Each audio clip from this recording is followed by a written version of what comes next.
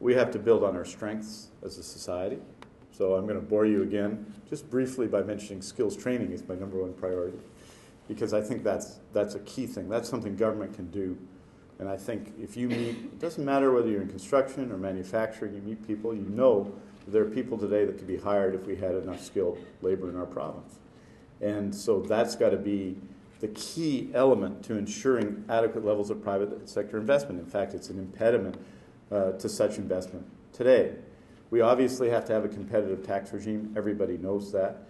And there would be such a regime under the NDP, as I think there would be under the Liberals. We have to have an openness to investment and immigration.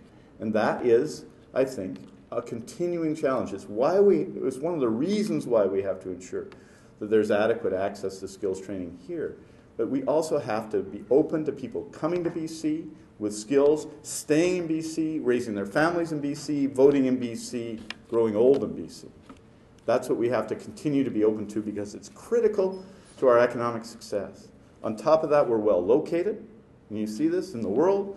On the Pacific Rim, we've always had, we've had a historic trading relationship with Japan and with China that's important, and that trading relationship and an openness to that trading relationship has to continue. First Premier to go to China was Dave Barrett. Obviously, Premier Clark's been there, and that has been the continuing policy of successive government, but we have to continue that. In other words, build on our strengths and address some of our weaknesses. And our principal weakness in terms of the economy is that very question of whether if we have jobs available, we'll have people to fill those jobs, and that would be an ongoing priority of the government. I don't think it's the job of government these days to create jobs directly. We have to maintain, as you said, the base in which successful communities function.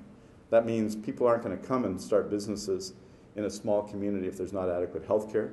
They're not going to retire and spend their money in communities if there's not adequate health care. And they're not going to go to a community or stay in a community if the public education system isn't good.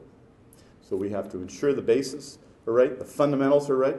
So the time to focus on them, the fundamentals of things, health, education, skills training, ensuring our tax regime is good, continuing to promote investment in our province, and going abroad to expand trade. If we do those things, then I think we'll be successful as an economy.